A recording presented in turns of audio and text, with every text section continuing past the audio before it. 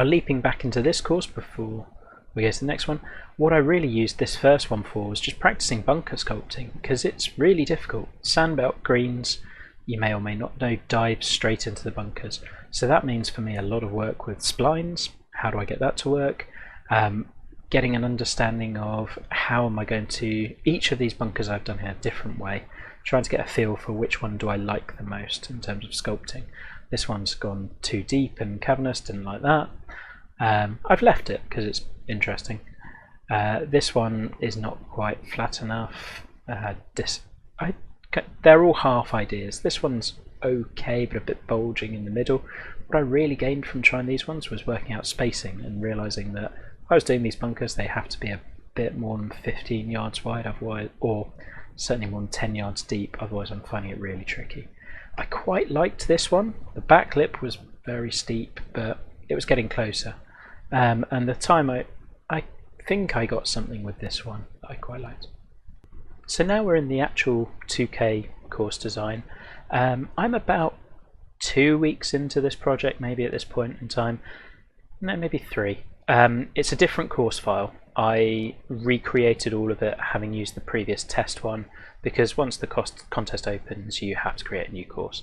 And the first thing that you'll notice I've done is I struggled to visualize this without putting some trees in.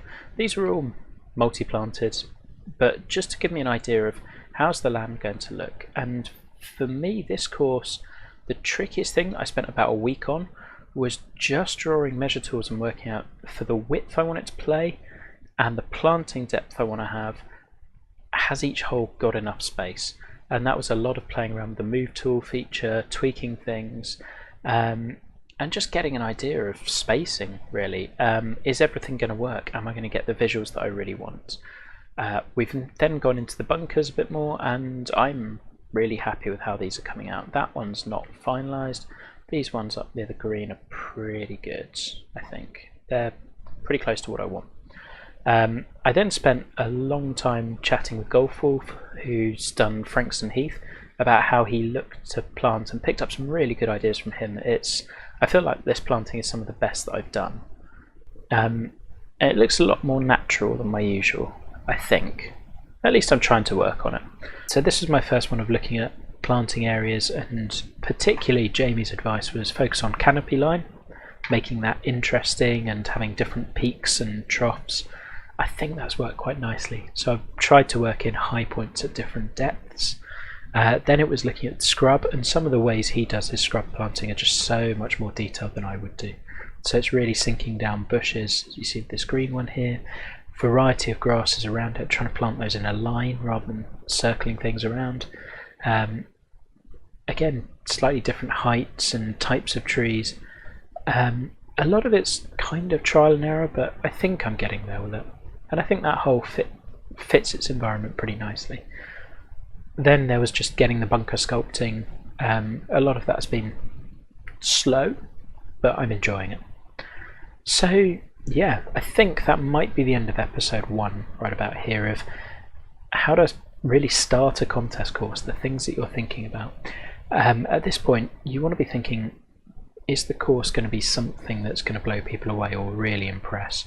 I think this look will. It's different to others. I know I'm certainly doing the bunkers differently to other sandbelt courses that have been done. The main thing I wanted was that they were dipping down into the ground, so that from ground level they don't look, they almost look not flat but not very deep, and then when you get up to them they're actually pretty deep and cavernous. So that kind of subtleness of hazard was something that I'd spotted when researching a load of sandbelt courses and wanted to incorporate. Other things that I'm trying to do that are a little bit different, we've created a tea tree out of bushes and another type of tree and balancing one on the other. I think that looks quite nice, but I don't know. I think it fits the aesthetic I'm looking for, and those little clumps should be quite cool. He had some really great tips. If you haven't played Frankston, give it a go. So that took a while, and it's quite time consuming, but what I've then done first of all, routing changed, as we said with the sketch, and I've stayed pretty close to that. I've kind of roughed in, that's where my range is going to go, where car park is going to go, clubhouse, things like that. And I've put down a cart path all the way around the edge for where my 1,000-yard plot is going to be. So where have we then gone and started? I think, particularly on a contest course, you want to start with your biggest set piece. So with this, I've got these 4 greens within this small space, and a couple of tees as well, so 3 tees are in there as well. So this had to be the bit that I took ages thinking about. Now what I'm doing with this is firstly checking that they work and fit and it will make sense. Do the tee shots have enough space to feel like they're kind of a unique environment, but also still really close and hidden? That's the vibe I'm really going for, just tight and compact, but equally looking more spacious than it is. And then crafting some little views through to other holes. So we've got 1 to there, 1 to there, this 1 to there. 11's going to sit in its own. You just see the course at different vantage points. Once I've done that, I've kind of done 2 test holes, and I really think it's worth working from your tightest point of the course outwards, because if I need to move this green back 20 yards, well that's fine, because I can still move this tee and I can move this green. But if I come to, let's say, hole 1 when I've already built the 9th green, suddenly everything gets a little bit more stretched this way if I need to go backwards. So the first one I built out was the first approach, because I had an idea of how this wanted to play, in that there's this lion's mouth green, this one bunker that's going to separate the green, which is looking pretty fearsome at the moment. I'm designing on the very fastest green speeds and the very firmest green speeds, because I know I can tone them down. If it's playable at this speed, then I can always roll it back later. But I want to know it is going to be playable at this speed, even if it's difficult. So I had this idea, but I also wanted the first to be really open. I wanted my first tee shot to be a big opening view onto the course where you see all the width, but you also see holes going off in different directions, and it just looks fun and inviting. And then I wanted to ramp up the challenge the nearer the green you got, basically. So I think that really just set the first for me should always set the tone for the course. So that was one I wanted to build pretty early. I've also started looking at 10, and you can see the next thing that I would have then done is gone and roughed in. These are all just basic shapes because I can always move them around. If I decide actually looking at where landing zones are of the tee, this bunker's too far forward, well I can always move it. And then play test with that. You don't want to spend ages sculpting something and then find it's in the wrong place. So I've roughed in the ones that are around this focal point. I needed to get an idea of, does 10 play well given how 1 is, because those two interact quite significantly. 11 could always sit in its own little environment, we'll come back to that later. 2, I just needed to know about the tee shot, whether I had enough space, how that's going to work. I haven't quite thought how I'm going to plant this tee shot, but I think there's a cool little valley that I can work with, and then you get this up and over. So that'll be fun to see evolve. 3 I know can come later, it's in its own little environment. 4, I need to do the green. So I've done the green pretty early on in the bunkering, and then it was how do you get to that? And this hole's caused me some aggro. I don't love it as it is, but it might grow on me the more I plant it. I think it is. It's just the strategies. I don't know how many people are going to get it. The one I'm on currently is 7, so I've put in all the bunker shapes and I'm now about to sculpt them and make those work, because I know that that's going to be one of my big views from here. And 6 I was a bit worried about because I'm playing really close to the edge of the property line, but I think it's doable. And if it's not, well, I can turn it round a little bit more. I know I want it playing around the 180-ish distance, so I can put it there, but then you start questioning, is it too similar in direction to other par 3s? If we look at the compass point, we're looking west-southwest, this one's dead west, this one's southwest, and this one is west-southwest. So I really want to be keeping that at least southwest if I can. I'm okay with them all playing in slightly similar directions on this one. I think, could I move 3? Maybe, but it could go that way, but actually 3 I had wanted as a longer hole of around 200 yards because 2 was a par 5 and I knew that 1 was a shortish par 4. And again, 4 is a longer par 4, so that might be one that I weigh up and go, does my vision for that one need to change to make the whole course better as a result? I guess I've got all these sketches down, but you still question things, and you've got to look at everything from a view of the overall course. If I'm amending one par 3, I've got to think about the other 3. The other thing, just routing wise, is working out where you've got flex. These holes, these 3, I know I want this one right up against the property line with lots of danger right, but I know I've got loads of space to play with here.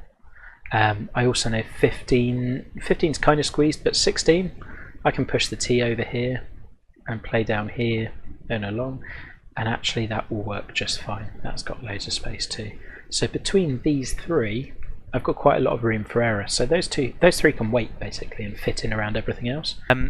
First thing I'm going to note is this is a couple of days after I did the last clip, and I finished up the 4 greens within that 150 yards that was going to be my main set piece, and particularly been working on just the tree lines and the view into 1, because I knew that this was going to be something where I really wanted to captivate the players' attention, particularly on that first approach shot.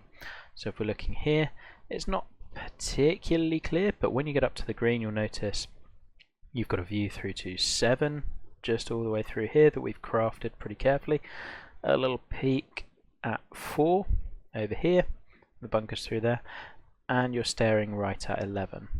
And one of the ways in which I've done this was so that I'm going to put pins carefully so that you're putting towards different areas as well.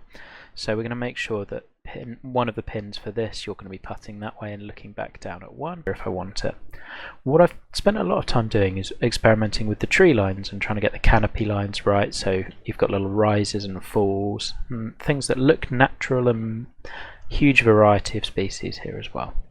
7 is the one that I've been looking at a lot because this was going to be a drivable par 4 potentially, and width and options and loads of stuff that I love, and so it's one of those holes I was a little bit nervous to get started with because I just like this whole idea too much and don't want to get everything. The other thing I've got to be considering as well is greens, and I will kind of do little bits of playtesting as I go and work out whether they make sense, whether they're too harsh, etc. I think this one's right on the edge. That pin in particular might need a little bit of love. But it's a short par 4, so it's got to be pretty close. So at this point I've done a bit more. Where am I going to go next? Well, this cluster was one that was really going to make or break the course. If I could nail that, I knew that I'd have a really solid set piece on a few different holes, and it's going to be a real cornerstone of the routing. I could build 5 next. That would be easy enough to do. You can see I've got the ideas down. It's, do you want to carry the bunkers? Do you want to play out right? And the more you carry the bunkers, the more you've got a straight look at the green in between these ones. And the green, I think, is just going to run pretty straight. Whereas if you're bailing out right off the tee, you're taking on that bunker a little bit more, and you've got a longer approach in. So that's one potential option. We could do that, but I kind of feel like that hole is pretty malleable. I can do what I like with it. Part of me wants to build another par 3. 6 going into the 7th tee area could be a good one to do. Might have a look at that. Or I might start looking at 8 because 8's going back downhill pretty significantly, or the 2nd is almost there. I think the ideas are all good, and this area of planting is going to bother me as well because it can't be a waste area, I don't think. I don't want it to be one. So it might just be some scrub land around here, or it might be a waste. I'm not. One other thing that's probably worth mentioning at this point is when you start looking at holes, so 6, you also want to tie it in with the hole before and the hole after.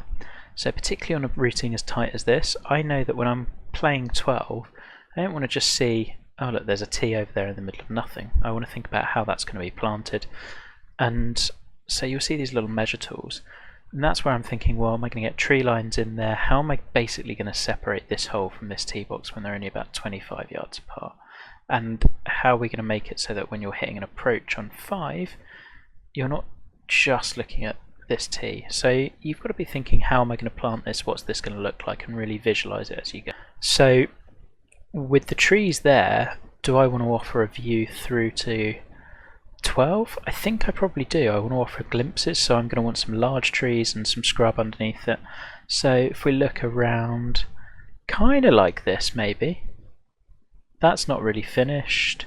I definitely don't want it being as thick as this because I'm going to want you to be able to see. So I'll go back to all of my previous planting as well and work out, possibly just a little area like this would be great. That would break it up. So I might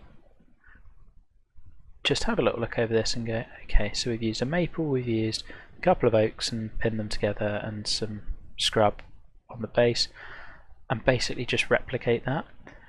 The more you do that, the more your planting will stay consistent, whilst hopefully still being varied and making sense. But also you create those little environments where, although this hole is going to feel like it's in its own individual area of the property, it's still really close whilst feeling very separate at the same time. And it helps create that connection between holes if you can have a little glimpse at a hole that you play later on. It's something I've always really loved doing. So that's one thing I'm thinking about now. I'm also thinking about, well, looking at 6, how am I going to want to plant this bit? So I might have some low kind of tea trees, this sort of bit that I've been doing here. There, but does that fit with... not so sure. So could that be scrub? And then you start wondering, well, do I actually really need this runoff back of the green? I think I do, but I definitely don't need it that wide. So that might get driven in here a bit more. Does that then create a bit more space for our planting? Probably. We can put some trees in, we can have a tree line going here, and then the green's banked up against it. And then we think about the rough and planting coming into here. So I think that's probably what I'll do. And the measure tools now look a complete mess, but they make sense to me. And you can always go around and just delete some of the tools as you go. So get rid of some of those. And now I can think, well, I'm going to have fairway back here, which is, that makes sense. The stuff around the back of this bunker was never going to get much use anyway. The green's always going to slope that way, so that makes sense. That also really benefits you taking on that aggressive line off the tee, so that's all good. And essentially I'll just kind of change things as we go based on, I had some initial ideas for holes, and you've got to adapt as you go, because stuff like this you can plan a lot of it, you can't plan all of it. And if we're going to create a bit more space there and bring a tree line in and some scrub into that bunker, actually we can then extend the scrub out and around here, and you start seeing how the hole plays a little bit more. You also want with each of your par 3s to have a bit of a characteristic. This one's characteristic is that it's uphill. It's mid-length, so it's doable. I've extended the green a bit at the front because I felt it was a bit too shallow, but it's going to be severely back to front. I am going to raise this up. I don't want this. I don't want it sloping massively off to the right. I kind of want it just propped up, and then we'll do some fun bunker layering as well. So yeah, that's really this one. I think I'll plant pretty tightly on this side. So, and once I start drawing the measure tools, I can visualize it a bit more. You can always just put some trees down, but I've found that if you're too quick with doing that, it really spoils the effect, and you end up just chasing a hole when actually you could really take your time with it and develop a tree line that looks great. So anyway, I think what I'm going to do now is just do 6. I won't do 14 for a while because I know that's going to be on there. Basically, one of the two that stays will be 6 or this par 3 here, the 19th. I'm 99% certain it will be 6. I think that will just be a really nice pretty hole that makes it only to the second version of the course, but it's a cool little Easter egg.